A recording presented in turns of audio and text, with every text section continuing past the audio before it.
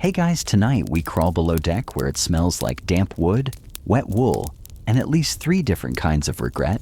You're on a Georgian sailing ship. It's morning. Kind of. The sky's a smeary gray bruise overhead, and a cold drizzle taps out a rhythm on the planks, like a bored drummer with soggy drumsticks. You're wrapped in a rough blanket that smells like salt and mildew. And you're hungry. Very hungry. Unfortunately, you're also a sailor, which means your breakfast. It probably fought rats for dominance overnight. And yes, spoiler alert, you probably won't survive this culinary experience with your taste buds intact. So before you get comfortable, take a moment to like the video and subscribe, but only if you genuinely enjoy what I do here. And hey, let me know in the comments where you're watching from and what time it is over there. I love seeing this little global sleep club light up.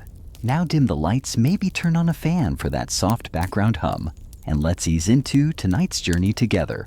The rain makes everything colder. The deck is slick with a mix of sea spray and actual rainwater, and your boots, if you're lucky enough to have dry ones, squelch as you walk. Some men are still sleeping, faces buried in their arms, while others move sluggishly, eyes puffy, voices low. You trudge toward the galley, or what passes for one, a space barely larger than a modern bathroom, fitted with an iron stove that was probably last scrubbed in another decade. The fire crackles low inside the warmth, reaching only far enough to tease, not comfort. You pass a barrel, it's leaking. Don't ask what. You keep going. The cook today is Corporal Wiggins. He's not a real corporal, just inherited the nickname after 3 years of yelling at beans. His apron is stiff from old grease, and his ladle looks like it's been bent during a duel. What's for breakfast? Someone groans behind you. Wiggins shrugs. If it's moving, kill it. If it's floating, fish it out. And that's the mood for the morning. You receive your portion, something grayish, steaming faintly, and accompanied by 2 ship's biscuits, so hard they might qualify as defense weapons. You sit near a hatch and use your teeth cautiously. You've already chipped 1 molar on a biscuit last month. It still throbs when the wind blows a certain way. Rain taps against the hull. Someone sings a low song about a girl back home who might be married now, or might have died of smallpox. Honestly, the lyrics change depending on who's singing. Breakfast ends with a swig of something that claims to be coffee. It's not. It's brown. It's bitter. It's hot. You drink it, and now your day begins. Rainy days at sea are strange. There's no sun to mark time, no dry spot to rest, and no break in the chill that works its way through every seam. Even the rats seem quieter, like they too are waiting for better weather. You think about food constantly. Not just the food you have, but the food you don't. Fresh bread, fruit, a roast chicken with crispy skin. Even a carrot would be exotic now, but instead you get biscuits, salted meat, and if you're lucky, maybe a scoop of something stewed. Here's your mainstream historical fact. Georgian naval rations were shockingly consistent meat and biscuits 6 days a week, with 1 day set aside for peas. And not the fun buttery kind. We're talking dry chalky legumes that made you long for the sweet release of scurvy. But here's the quirky bit. Some captains allowed a twist on rainy days. They called it cook's discretion, a chance for the galley to raid the leftover stores and make something that wouldn't pass as regulation, but might pass as edible. This led to unexpected moments of culinary, okay, maybe not brilliance, but creativity. One cook famously made something he called boiled shiver pie. It involved biscuit crumbs, watered down grog, and half a lemon. Some sailors swore it cured homesickness. Others said it caused hallucinations, possibly both. Historians still argue whether rainy day improvisation was quietly sanctioned or simply overlooked by officers desperate to keep morale afloat. Some logbooks suggest captains turned a blind eye as long as no one died from it. Others mention fines or punishment for unregulated pot stirring, but unofficially, everyone knew a rainy day could mean the difference between surviving and simply enduring.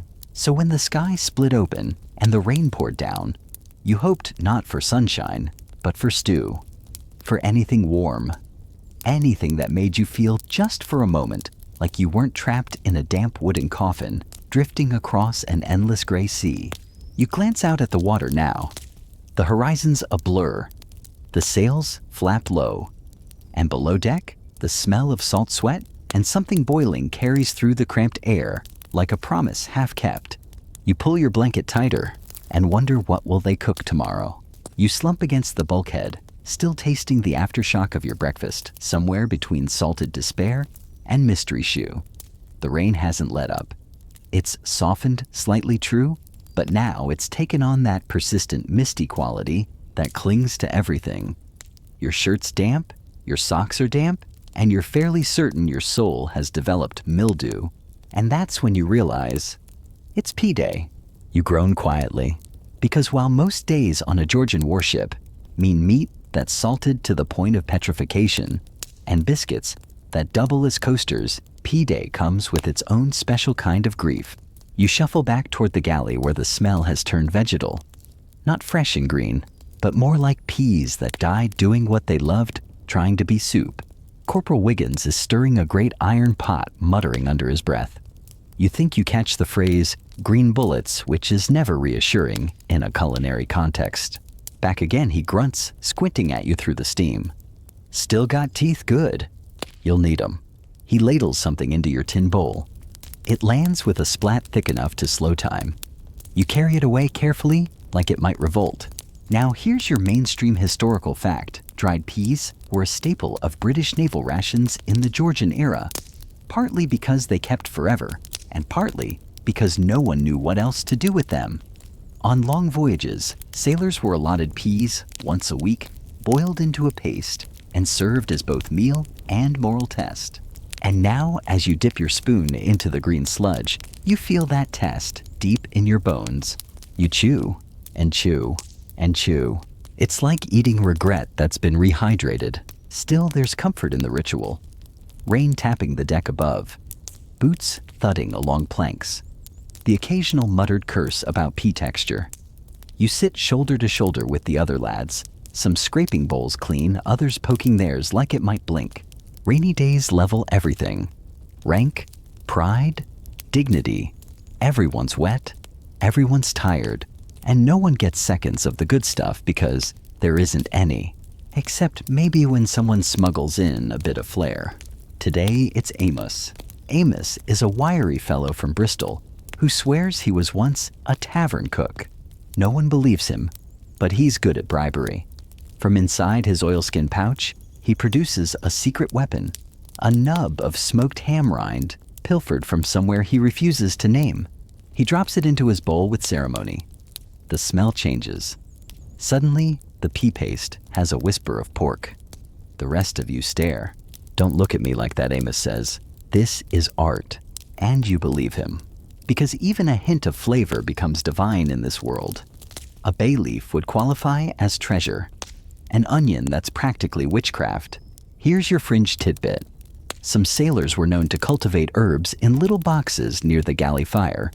Parsley, mint, even thyme. When conditions allowed, which wasn't often, they'd add clippings to meals. Not officially. Quietly. The same way someone might tuck a charm into their pocket. Wiggins pretends not to notice, but the next week, the pea soup tastes suspiciously of mint. Historians still argue whether these tiny food rebellions were acts of comfort or quiet resistance. One theory suggests that sailors who took control of flavor even a little felt less helpless in the face of the sea's indifference. Another theory insists it was just boredom weaponized into garnish. Either way, it mattered. Because rainy days aren't just about damp clothes and aching backs. They're about trying to find something human in a world that's all rope and cannon and salt and endless gray. Food is memory. Food is home. Even when it's green lumpy and likely older than you are. You finish your bowl. The last bite goes down easier than the first. Maybe it's the ham. Maybe it's the rhythm of the rain. Maybe it's the silence you've settled into with the others, chewing in sink heads bowed like monks before a particularly aggressive sermon. A bell rings. Someone's shouting about the sails needing checking. You groan standing up slowly. Rain again. Work again. but your stomach is full more or less. And your feet, despite everything, remember how to walk. You scrape your bowl clean with a scrap of biscuit, toss both into the wash bucket, and as you head for the ladder, you hear Wiggins mutter behind you. Next week, I'm boiling them with rum. A lie, almost certainly. But you smile anyway, because on a Georgian warship in the rain, hope doesn't come in grand gestures. It comes in rumors of soup. You climb onto the slick deck just as another squall sweeps across the ship, slapping your face with wind and the kind of rain that feels personally offended by your existence. The sky's the color of bruised pewter, and every rope plank and sail seems carved from damp sorrow. But your thoughts stay on food, because after P-Day comes something far worse: hardtack. The thing about hardtack is, it doesn't pretend. It's not here to coddle you. It's not here to offer variety or flavor. It is here to fill a hole in your stomach and possibly your soul, and also maybe chip a tooth. You pull a biscuit from your satchel. It looks like a fossilized coaster. Feels like one too. If you tap it against the gunnel, it rings. This is not dramatic exaggeration. This is Georgian-era naval reality. Hardtack, also known as ship's biscuit, was made from flour water and a complete absence of joy. Baked until nearly indestructible, then stored for months or even years, it was the backbone of naval sustenance, literally. Some sailors said you could stack the stuff into walls during battle, and it might work better than oak. The trick was to soften it. You could soak it in water, or beer, or brine, or if you were lucky, the drippings from salted meat. Because who doesn't want their snack flavored like sweat and despair? You try the biscuit dry. Mistake. Your jaw complains. Your molars file a petition. You put it back in your coat and move on. Rain slants harder now, and the crew is already running lines, pulling sails, shouting commands that vanish into the wind. But here's the thing about sailors on rainy days. Their minds still circle the next meal. It's a distraction, a lifeline, a promise that there's a break coming, even if it's just for something the rats won't steal. You catch sight of Isaac near the mast, slicing something onto a strip of cloth. You sidle closer. Cheese, you ask? He laughs. Was cheese. Now it's more philosophy. He holds it out. It's yellowish speckled with blue mold and smells like regret soaked in seawater. You both nibble anyway, and somehow it's not terrible. Here's your quirky tidbit. Cheese was a staple ration for Georgian sailors, but it often arrived rock-hard, moldy, or both. Sailors got creative. Some carved it into tokens. Others grated it into broth. A few melted it onto biscuits during dry weather, though calling it melting might be generous. More like scorching until pliable. Historians still argue whether cheese was more nutrition or morale.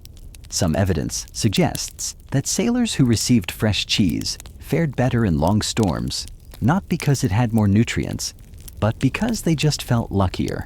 And in this world, luck is everything. You huddle near the windward rail watching the sea churn. The waves aren't monstrous tonight, just insistent. Like they're asking you to remember who's boss. The ship creaks, groans, pitches. You hold on to a stanchion and reach for that biscuit again. Soften it in the rain. It's something. You break off a corner, hold it out to the sky, and let the drizzle do its slow magic. Then you suck on it like a child might a teething ring. It tastes like flour mildew and 5 months of boredom, but it's not nothing. Nearby, one of the younger lads hums to himself, rubbing his belly. What I wouldn't give for a lemon tart, he mutters. Lemon, tart. You close your eyes for a moment and try to summon it. The buttery crust, the bright tang, the impossible softness. And in that moment, soaking wet, holding half a dissolving biscuit boots filled with rain, you feel oddly full, because the imagination is the sailor's secret pantry. You swap food stories with the others. Pickled eggs, spiced rum, plum pudding. One man swears his mother once made a bread that could make you cry from softness. You all nod solemnly. This is sacred talk now. Here's the thing you've realized. Rainy days on a Georgian ship aren't about surviving the weather. They're about surviving the waiting, the sameness, the hunger that isn't always about your stomach. And somehow food becomes story. Story becomes warmth. You bite into the biscuit again.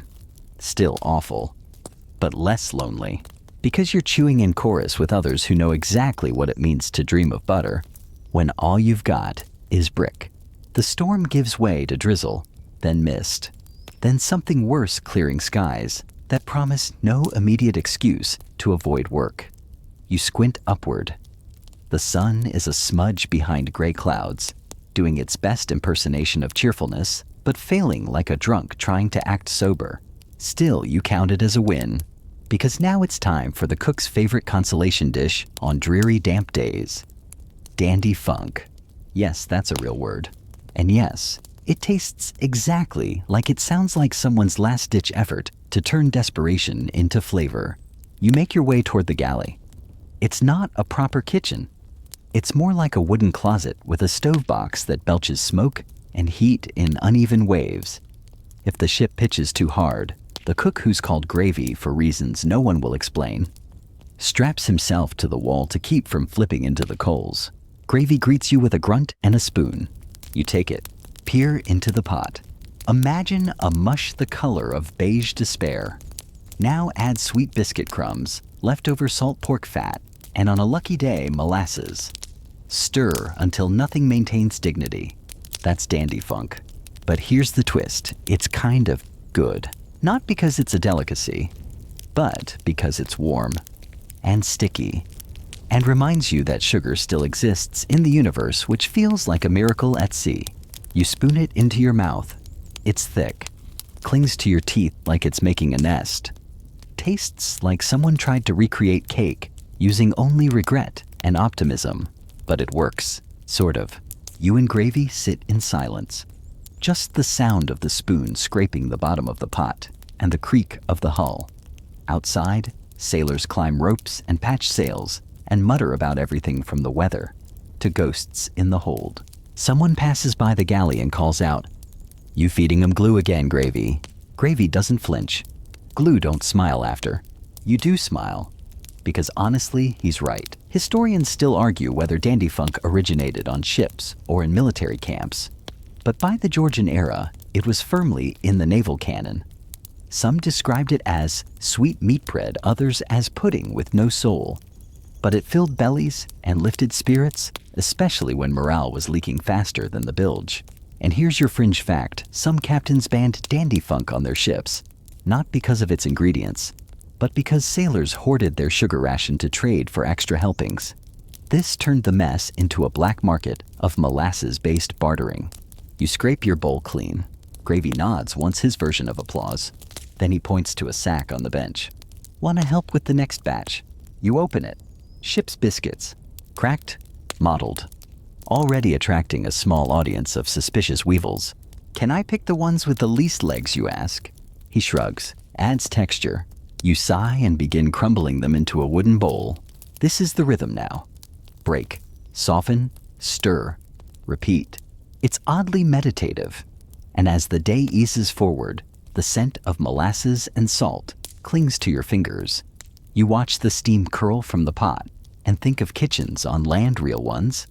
Ones with windows that don't sway, with herbs growing on sills, with aprons that don't smell like mildew and smoke. A sailor leans through the door.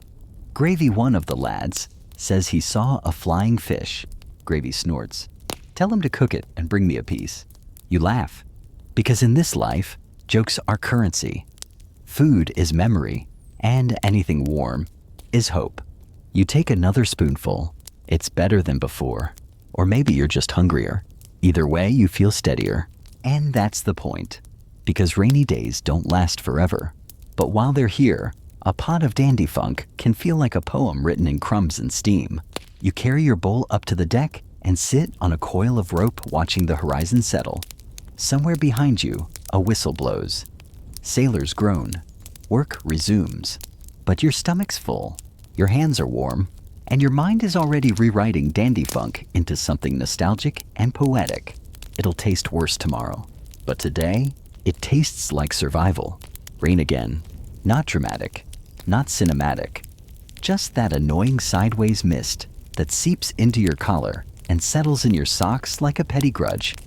You know the kind. It doesn't want to ruin you. It just wants to ruin your mood. And down in the hold, the men are restless. There's a rhythm to a ship, a choreography. But on days like this, everything feels half a beat off. The deck is slick, the ropes are heavy, and even the sea seems irritated. Which is why the officers in their infinite wisdom have decided it's peas pudding, Maori day. You try not to groan out loud. Peas pudding isn't pudding the way you know it.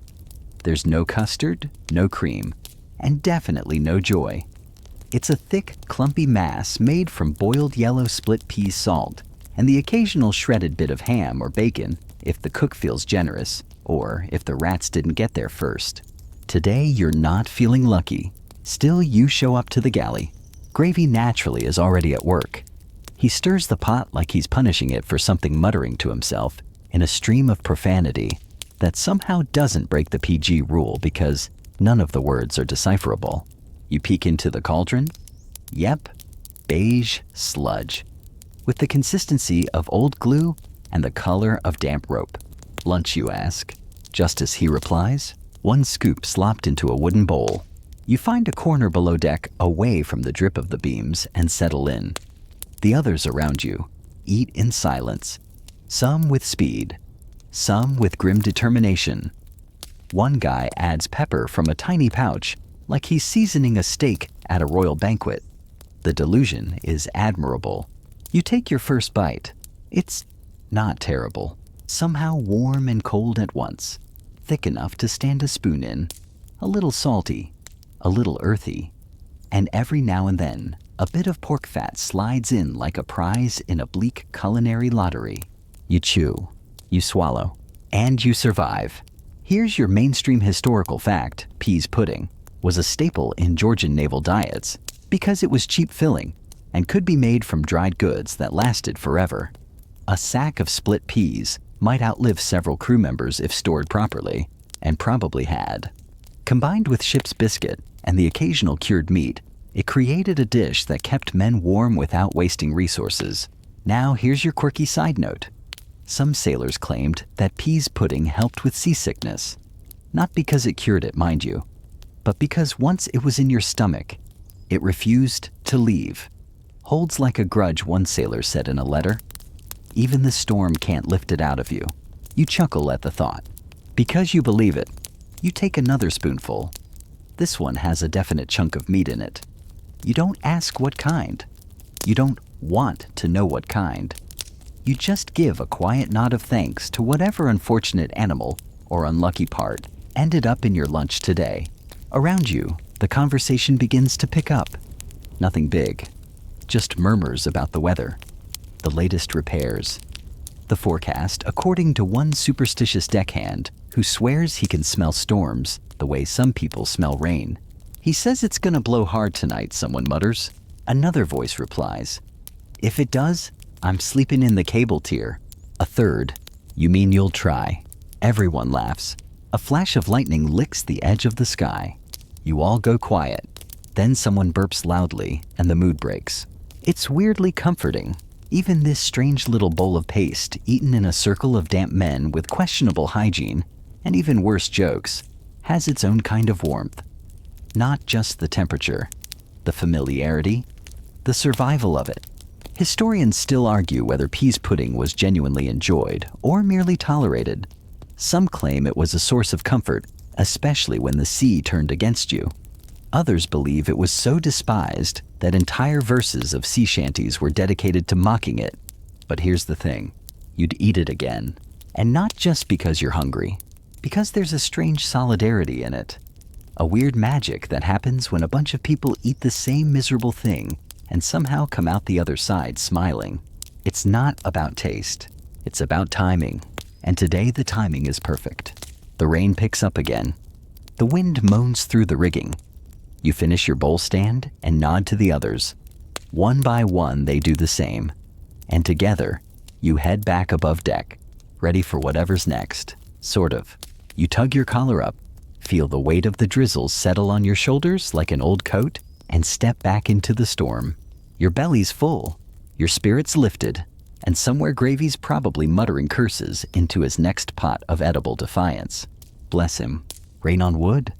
That's what you hear first. Not the dramatic crash of thunder or the roar of a storm, just the slow, persistent plink of water striking planks.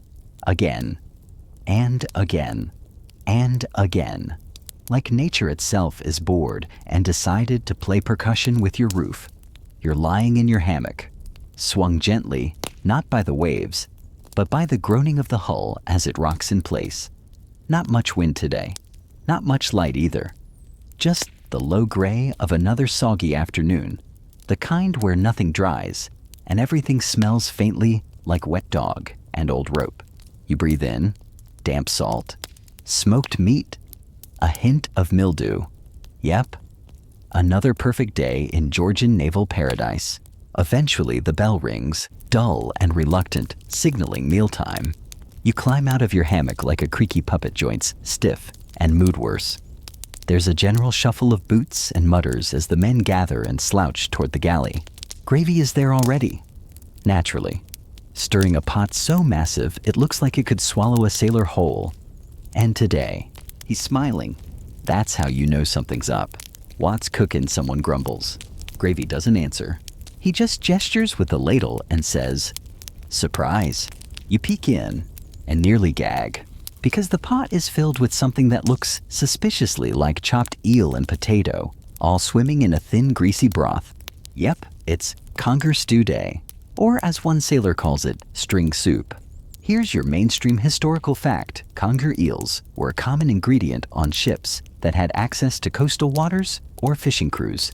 These slippery, sinuous beasts could be caught relatively easily, fed many, and according to shipboard logic, tasted better with enough salt and onion. And if you're wondering whether sailors loved conger stew, they didn't. Not really, but it beat starving. Barely. Your bowl is filled.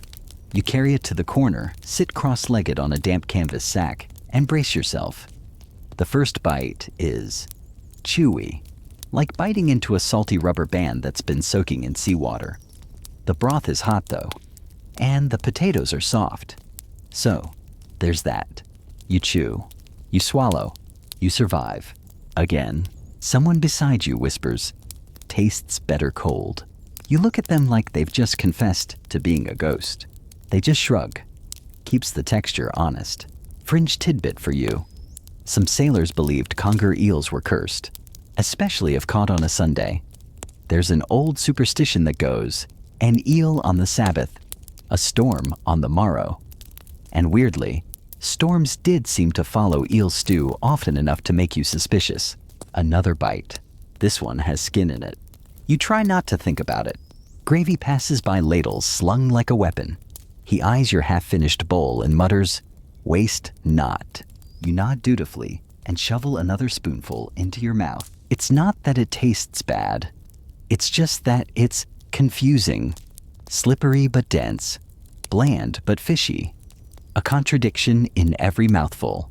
Across the way, two sailors start an argument about whether or not an eel is closer to a snake or a fish. Someone chimes in, "It's a sea worm in disguise." Another says, "It's what happens when rope dreams of being alive." You laugh, choke on a bit of skin, cough, swear vengeance. The mood lightens. That's the weird magic of it, isn't it? These odd, barely edible dishes somehow turn into moments, points of camaraderie. You're not dining on eel stew because it's delicious. You're dining on eel stew because everyone else is too. And it becomes a shared battle, a bonding experience, a joke you'll tell when you're old, and trying to impress children who've never had to eat something that wiggled before it was cooked. Historians still argue whether these meals were acts of endurance or expressions of ingenuity. Some believe the recipes were carefully crafted to balance nutrition and morale. Others insist they were just panic cooking with whatever hadn't rotted yet. You finish your bowl, more from guilt than hunger, but afterward, as you lean back and listen to the rain again, you realize something. You feel content, not comfortable, not full, just grounded, like you've done your part, like you're tethered to the others by this strange communal eel stew moment. You drift off briefly, head against the hull.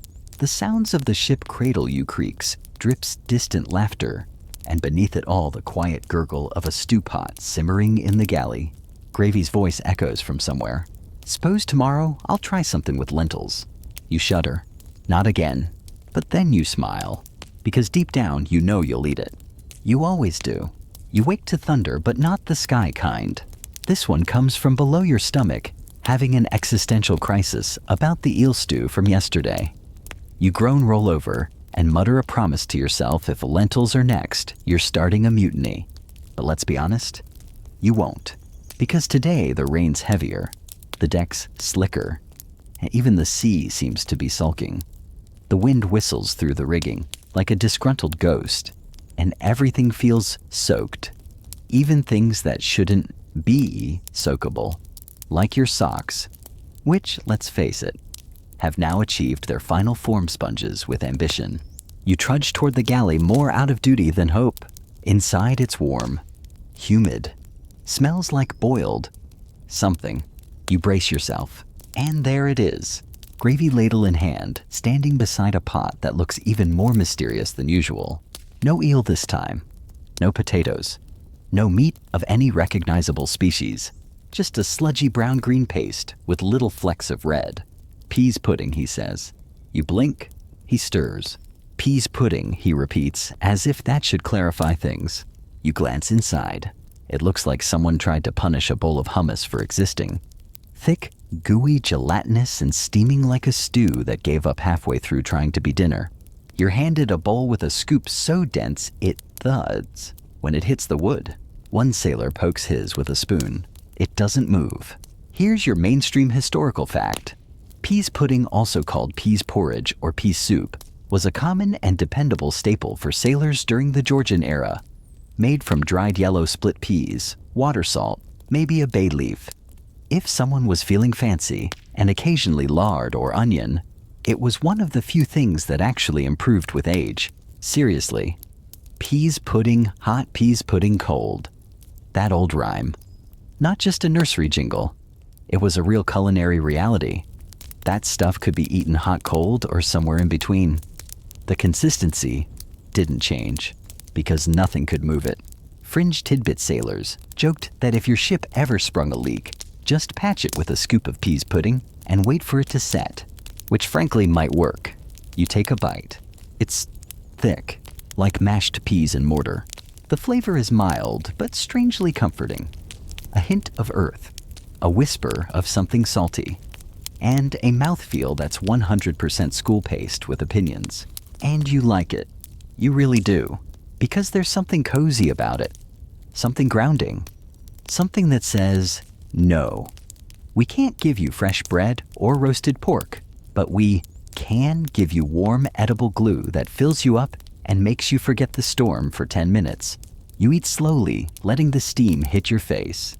Around you, the other sailors fall into a quiet rhythm. Nobody complains today. Not even the guy who once threw his spoon overboard just to make a point. Instead, they eat. They hum. One starts singing that rhyme. Peas pudding, hot peas pudding. Cold peas pudding in the pot, 9 days old. Someone else adds a new line. Still better than biscuits with weevils and mold. Laughter. Another joke. Then a story. It's raining harder now, but you barely notice, because the galley has become a cave of warmth and salt and steam. A lull in the storm. A kind of sanctuary. Gravy still ladling murmurs might put pork scrap in tomorrow. Luxury, someone gasps. Don't spoil us, says another. Next, he'll give us pepper. A round of theatrical gasps. But here's the truth. Historians still argue, was peas pudding a peasant food or a practical miracle? Some say it was a last resort when meat ran out. Others insist it was prized for how well it traveled, how long it kept, and how thoroughly it stuck to your ribs. The truth, you suspect it was both. Because while it may not win any gourmet awards, there's a kind of magic in something so simple keeping you so alive. Afterward, you rinse your bowl lean against the galley wall and stare out at the gray blur of the world. You're full. Not happy, not cheerful, but full. You feel warm. You feel ready. ready to haul rope or swab decks, or just survive another endless wet afternoon with dignity mostly intact. Because sometimes dignity is finishing your bowl of peas pudding and not pretending to faint. You reach for one last scoop, not because you're hungry, but because it reminds you that not everything on this ship is falling apart. Some things like the sticky bland glue masquerading as food in your hand are holding just fine. The rain finally stops, but you're not fooled. It's not the hopeful kind of clear sky where birds chirp and sailors start singing sea shanties about rum and mermaids. No, this is the eerie lull between two tantrums.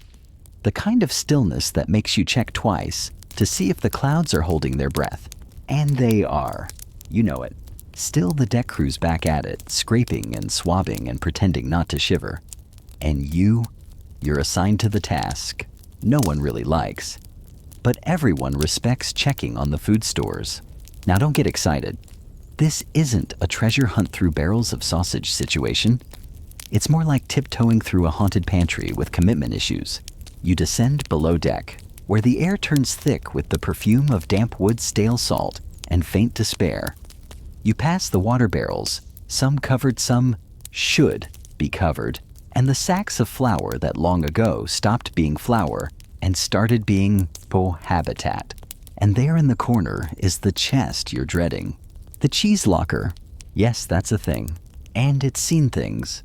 You unlatch the wooden lid, and there it is, the block. The one gravy keeps slicing from. No one knows exactly how long it's been aboard. Some whisper it predates the ship. Mainstream historical fact. Hard cheeses like Cheshire Gloucester and aged cheddar were critical staples aboard Georgian-era ships. Why? Because they kept, for months, years even. If they dried out or cracked, sailors just shaved off the bad bits or soaked them in beer to soften. Because nothing says romantic seafaring life like dunking a rock-solid wedge into warm ale and calling it dinner. You cut a slice. It smells like ambition left too long in a boot. But it's edible, mostly. You bring it topside where a few others are already gnawing theirs like determined squirrels. No one's talking, just chewing, and chewing, and chewing. One sailor mutters, "This is what regret tastes like." Another adds mine bit back, but you keep going. Because when cheese is the only thing not floating in mystery broth, you learn to love its weirdness. You pair it with ship's biscuit, yes, that. Ship's biscuit, the one that doubles as a self-defense weapon in emergencies. Together, they create a combination so dense it could stop a cannonball. But strangely, it satisfies. The fringe tidbit for this stretch of culinary memory. Some captains soaked cheese rations in vinegar, not for flavor, but to sterilize them. Supposedly, this was to kill worms. Though some sailors swore the vinegar just made the worms more feisty. You pretend not to think about that as you bite deeper.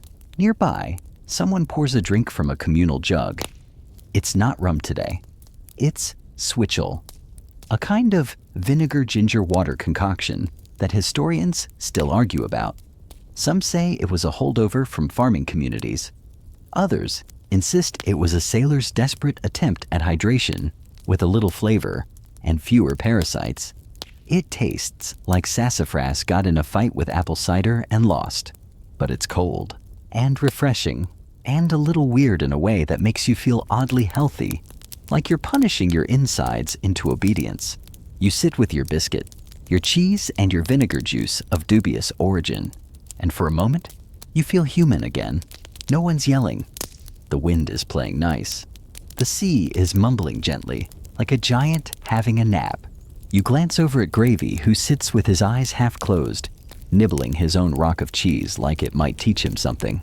And you think this isn't so bad. You're not dry. You're not comfortable. But you're nourished. Mostly. Sort of. You're functioning. And that's more than some days offer. So you lean back, chew slowly, and let your jaw do all the heavy lifting. The hard cheese crumbles under persistence. The biscuit softens with effort. And the switchel cuts through it all like a question mark made of vinegar and hope. You're not full, but you're fed. And that, for today, is enough. You'd think things would get easier once the rain clears and the wind settles. Nope, because now the sea is calm, but weirdly calm. Like it's trying to trick you. Like it's whispering, "Go ahead, let your guard down," while sharpening its waves just below the surface. Still there's work to be done? Always is. You're sent back down to help the cook with meal prep. And this time, you're not alone. You're joined by a lad named Button. Nobody remembers his real name, and a man everyone just calls Black Walter, who once claimed he could talk to Keogh if they were in a good mood. You're here for the peas. And no, not fresh ones. Those are dreams. These are dried peas, shipped in bulk, stored in sacks, and rehydrated until they vaguely resemble something that once knew sunlight. The plan pea soup. Mainstream historical fact, peas porridge, also called peas pudding or pea soup, was a staple among Georgian sailors. Made from boiled yellow split peas, fat or lard if available, and salt, it was thick, hearty, and could feed an entire ship's mess with surprisingly few ingredients. The pot's already on the iron stove, sloshing gently as the ship rocks. Button's stirring with a spoon that's also been used to mix tar on occasion, allegedly cleaned. You're tasked with chopping onions. You wish they were onions. They're more like dried pouches of weeping that only look like onions and take a good hour to come alive again. The smell starts to rise. It's not bad. Actually, it's kinda great. A warm garlicky scent fills the hold, mingled with the earthy pulse of peas. You feel it in your ribs, in your knuckles. It's the kind of food that doesn't just fill your stomach, it stabilizes you. Like emotional ballast. You ladle some into a battered tin. It lands with a heavy thud, like a sentence that ends in a period made of mud. You taste it, and something happens. You feel okay. This weird mushy stuff tastes like grounding. Like being told, no, you can't leave, but you'll live. It's warm, thick, and just salty enough to feel like a hug with slightly too much pressure. Walter sprinkles in what he calls the secret spice. You never ask what it is. You never ask. It's safer that way, but it helps. The flavor deepens, the soup darkens, and the air gets quieter. Even the men slurping from their bowls slow down. No one rushes pea soup, partly because it's lava in a tin cup, partly because it demands a kind of stillness. There's an unspoken rule among sailors: if the soup's thick enough to hold a spoon upright, you don't talk while eating it. This bowl passes the test. You sit with your back to a barrel, steam rising into your eyelashes, watching a cockroach crawl over the salt box. It pauses, then turns away. Even it knows the soup is for people today. You laugh under your breath. Fringe tidbit time. Some ships allegedly had a superstition where tossing leftover peas pudding overboard during storms would calm the sea. Was it science? Nope. Was it dramatic and kind of poetic? Definitely. Historians still argue whether the tradition was real or just one of those post-rationalized myths sailors invented to feel in control. Button dips a hunk of ship's biscuit into his bowl and grins. Better than hardtack teeth, he says. You agree, and you dip your own. It softens, becomes tolerable, almost good. Okay, maybe not good, but good enough. And that's a recurring theme here. Good enough carries a kind of nobility at sea. You learn to savor the almosts, the close enoughs, the just might do's.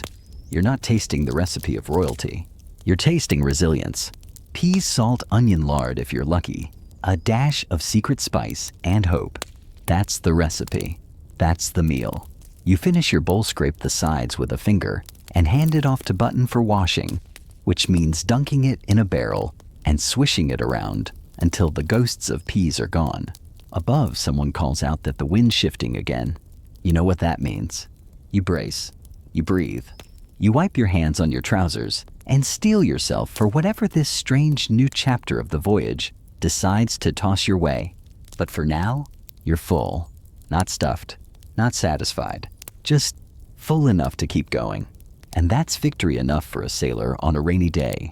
You emerge from below deck slower this time. Not because you're tired, though you are, Not because your legs ache, though they do, but because something about that pea soup still clings to you, like a warm mist, like the kind of lullaby you didn't know your bones had been humming until it quieted. The sky is gray again, but now it's more of a soft gray, a forgiving kind of overcast. The wind is gentler, not cheerful exactly, but cooperative, and that alone feels like a win. You're headed to the quarterdeck when you hear it, a sailor singing. Just a low murmur, some tune about shore leave, and a woman who stole his wages and his boots, but left him with her mother's soup recipe. The kind of song only gets funnier the more you've eaten nothing but biscuits for 4 months. You hum along.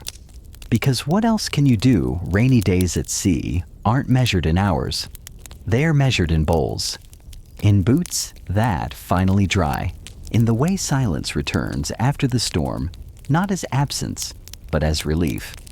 And when the sun peaks just a little, you see a moment of golden shimmer on the water's edge. No rainbow, no fanfare, just the quiet exhale of the ocean saying, "All right, we're not fighting today."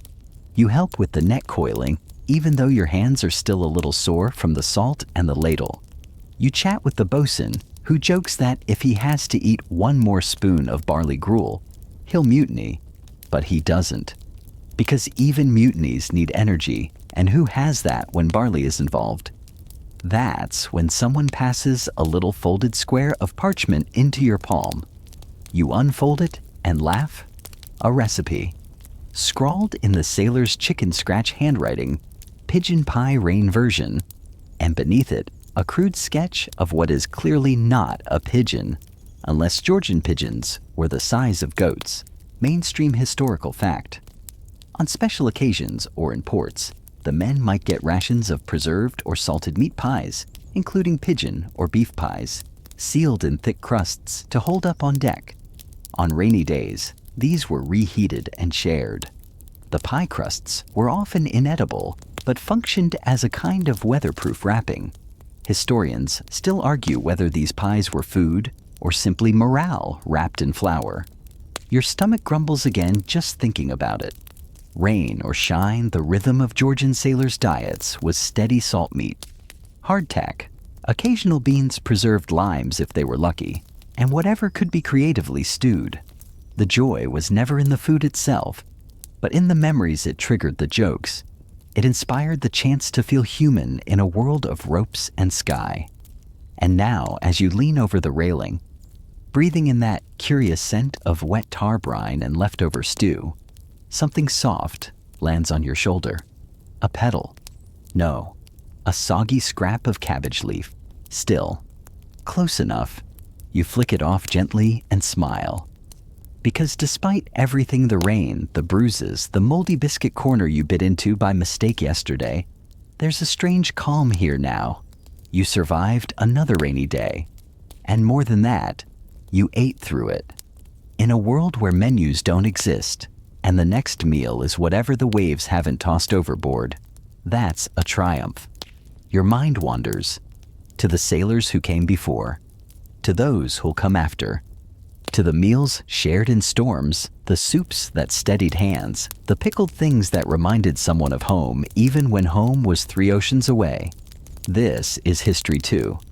Not the cannon fire kind, but the quiet kind, the stew in the dark kind, the listen to rain over laughter kind, the part of history that smells like garlic and desperation and wet socks and somehow still tastes like comfort. You close your eyes just for a moment and drift not in sleep, but in something adjacent to peace. And here's your final quirky fact of the night. Archaeologists once uncovered the wreck of a Georgian-era merchant ship and found intact jars of pickled onions still sealed. When tested, they were deemed edible. Whether that's amazing or horrifying depends on your confidence in vinegar. Historians still argue whether Georgian pickling was preservation magic or just the edible version of formaldehyde. Either way, you know one thing: rainy days at sea aren't remembered for the storms. They're remembered for the taste of something hot after the cold. And tonight, that taste lingers. Because it mattered. Because it fed you. Because you're here. You roll your shoulders. You stretch your back. And as the bell rings, the change of watch and boots shuffle above and below, you breathe it in one last time. The scent of boiled peas, of battered boots, of history lived and chewed and swallowed with quiet gratitude. Thank you for joining us on this journey today. Maybe by now you've already drifted off to sleep, and if so, we hope this story brought you peace of mind and helped you rest a little easier. Deep sleep makes life better, and we're truly happy to be part of that. Until next time, sweet dreams.